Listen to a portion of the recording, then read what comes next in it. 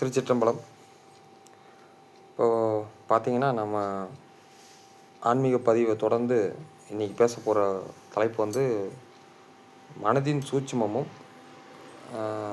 எண்ணங்களின்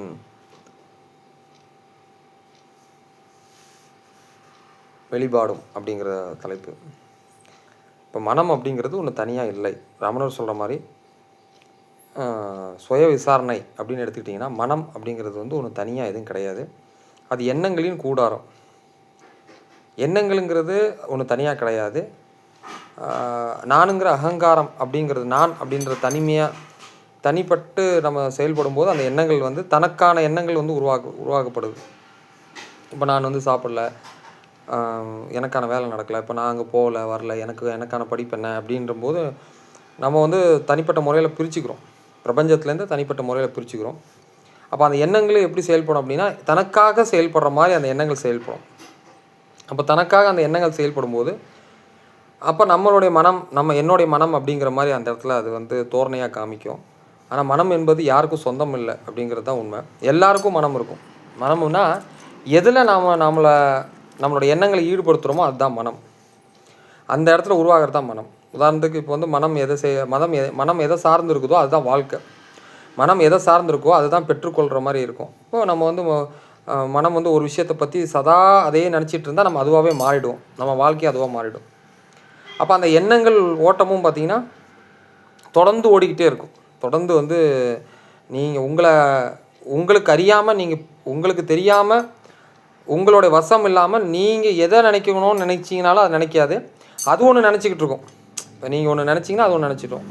அதனால தான் பார்த்திங்கன்னா நிறைய தியானத்தில் உட்காந்துருக்கிறனால அந்த எண்ணங்களை வந்து வசப்படுத்த முடியாது. தியானத்தில் உட்காந்துட்டு இருப்பாங்க, இவங்க தியானம் பண்ணணும்னு நினைப்பாங்க. ஆனால் எண்ணங்கள் வந்து வேறு எங்கெங்கேயோ போகும். அவங்க பழைய நினைவுகள் போகும், யாரோ ஏதோ சொன்னதை பற்றி போகும், ஏதோ நினச்சிட்டு இருப்பாங்க. அவங்களுக்கு பிடிச்சதை பற்றி, பிடிச்சதோ சரி பிடிக்காதோ சரி, அதுக்கு என்ன பிடிக்குமோ அதுக்கு போயிடும். இப்போ அது தனிப்பட்டு இயங்கக்கூடாது. இதுதான் ஆன்மீகத்தோட முதல் படி. என்ன அப்படின்னா, மனம் என்பது தனிப்பட்டு செயல்படக்கூடாது, தனிப்பட்டு இயங்கக்கூடாது, அதோட இயக்கத்தில் அது இருக்கக்கூடாது. அப்போ அதோட இயக்கத்தில் அது இருக்கக்கூடாது அப்படின்னா எங்கே நூல் பிடிக்கிறது, இந்த பட்டத்தோட நூல் எங்கே இருக்குது, அந்த நூல் யார்கிட்ட இருக்குது, அந்த நூலை எப்படி பிடிச்சிக்கிறது அப்படிங்கிறதான் முழுமையான ஒரு சேலஞ்சு, முழுமையான சவாலை. தவிர ஆன்மீக பாதைக்கு முதல் வெற்றியே வந்து அந்த மனம் அப்படிங்கிற அந்த எண்ணங்களை வந்து எங்கே அதோடைய தொடர்பு எங்கே உருவாகுது, அதை எங்கேருந்து வந்து அது உற்பத்தி ஆகுது, அதோட பிறப்பு எங்கே, அதை எப்படி வந்து தன்வசப்படுத்துவது, தன்னைத்தானே வசப்படுத்திக்க கொள்ளாமல் நாமளும் அதோட வழியில் இழுக்காமல் நம்ம வழியில் அதை எப்படி இழுத்துக்கிறது, நமக்கு பிடிச்சதை நமக்கு தேவையானதை மட்டும் நம்ம எப்படி எண்ணுவது அப்படிங்கிறது ரொம்ப பெரிய சவால். அப்போ இதற்கு என்ன நம்ம வந்து முதல் படி என்ன அப்படின்னா, இது முதல் ஸ்டேஜ். இதுக்கு என்ன அப்படின்னா, மனமுக்கும் சுவாசத்துக்கும் ரொம்ப நெருங்கிய தொடர்பு உண்டு.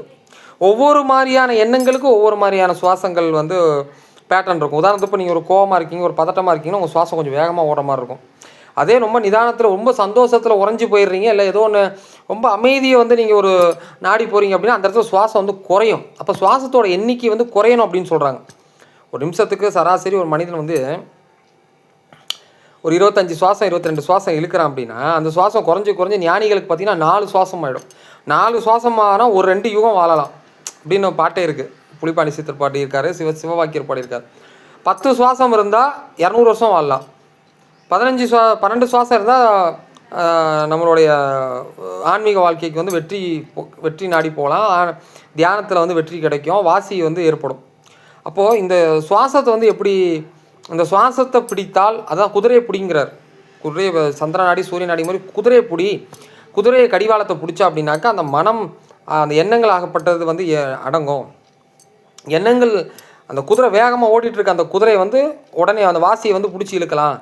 அப்படி இழுக்கும்போது அது வாசி அப்படிங்கும்போது சிவாயிடும். நீங்கள் சொல்லி பாருங்கள், வாசி சிவான் ஆகிடும். வாசின்னு சொல்லி சிவாயிடும். அப்போ அந்த வாசியை வந்து கட்டுப்படுத்தும் போது அது சிவனாக மாறும்.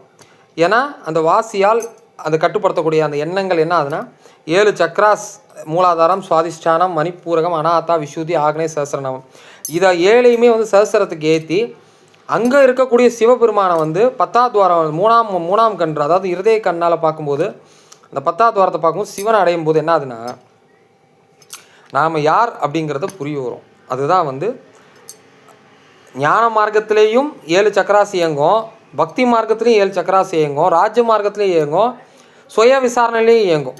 புரியுதுங்களா? இப்போ வந்து ராஜயோகம், பக்தி யோகம் எந்த மார்க்கமாக இருந்தால் பிரச்சனை கிடையாது. 7 சக்கராசி இயங்கணும். நம்மளுடைய சுவாசம் வந்து நமக்குள்ளே இருக்கணும். நாம் வந்து அந்த சுவாசத்துக்குள்ளே இருக்கக்கூடாது, நமக்குள்ளே அந்த சுவாசத்தை இருக்கணும். அப்படின்னா என்ன அப்படின்னா சுவாசத்தை வந்து கவனித்தல். சுவாசத்தை உட்காரும்போது ஒவ்வொரு சுவாசத்துக்கும் ஒவ்வொரு சிவான்னு நீங்கள் சொல்லி பாருங்கள். ஒரு 60 சுவாசத்துக்கு உங்கள் மனம் அப்படியே வந்து மனம் ஓட்டம் வந்து குறைய ஆரம்பிக்கும், மனம் வேகம் வந்து குறையும். அப்போ எண்ணங்கள் ஓட்டமும் எண்ணங்கள் வேகமும் குறைய குறைய குறைய குறைய குறைய என்னன்னா அந்த சுவாசம் உள்ளுக்குள்ளேயே, அந்த பிராணவாயு உள்ளுக்குள்ளேயே இயங்க ஆரம்பிக்கும். அப்போ கழுத்துக்கு மேலே ஏறும்போது அண்ணாக்குக்கு மேலே போகும், அண்ணாக்குக்கு மேலே போகும்போது அந்த சிவபெருமானை தூண்ட செய்யும். அப்போ இந்த இடத்துல உங்களுக்கு ஒரு உணர்வு ஏற்படும். அதாவது குழந்தை பிறக்கிறதுக்கு முன்னாடி இந்த வழியாக வந்து அதுக்கு சுவாசம் உள்ளே போயிருக்கும், அந்த சுவாசம் மறுபடியும் இயங்க ஆரம்பிச்சிடும். அந்த ஏங்க ஆரம்பிக்கும் போது உங்களுக்கு என்ன ஆகும், இந்த உங்களை வந்து இந்த உலக விஷயங்கள்லேருந்து பட்டும் படாமல், அதாவது தொட்டும் தொடாமல் பட்டும் படாமல் தாமரை இலையில் நீர் போல் உங்களை வந்து வெளியில் எடுத்துரும். நீங்கள் ஆன்மீக வாழ்க்கையிலையும் சரி, ஆன்மீக சிந்தனையிலையும் வெற்றி பெற முடியும். கவலை அப்படிங்கிறது வந்து குறையும். அப்போ கவலைகள் தான். மனம்னா என்ன? கவலை தான். மனம்னா என்ன? மனம்னா என்ன? கவலை. மனம்னா என்ன? எதிர்பார்ப்பு. மனம்னா என்ன? தீராத ஆசையை மீண்டும் மீண்டும் தீர வைக்கிறது. தூண்டுகோல். எங்கேயோ உட்காந்துருப்பீங்க, ஏதோ ஒரு ஆசையில் கொண்டு போய் அதை நிப்பாட்ட, அது நீங்கள் எங்கேயோ போய் நிற்பீங்க, எங்கேயோ போய் அது பிரச்சனையில் போய் முடியும், எங்கேயோ போய் அந்த துன்பத்தில் போய் முடியும். ஆனால் அந்த மனம் வந்து நீங்கள் சரியாக வந்து இயக்க செஞ்சு அதுக்கான நோக்கம் வைராகியத்தோடு அதோடைய நோக்கத்தை வந்து கண்டுபிடிச்சி அதை இறைவனிடம் தொடர்பு கொள்ள ஆரம்பிச்சிங்க அப்படின்னா, இறை வழிபாட்டில் தொடர ஆரம்பிச்சிங்கன்னா நிச்சயமாக ஒரு நல்ல ஒரு உங்களுக்கு ஒரு நல்ல ஒரு விடை, நல்ல ஒரு வாழ்க்கையில் வந்து பார்த்திங்கன்னா சிறப்பாக அடுத்த கட்டத்துக்கு வந்து போகலாம். அப்போ மனம் எண்ணக்கூடிய எண்ணங்களால் தான் உலக சிருஷ்டிக்கப்படுது.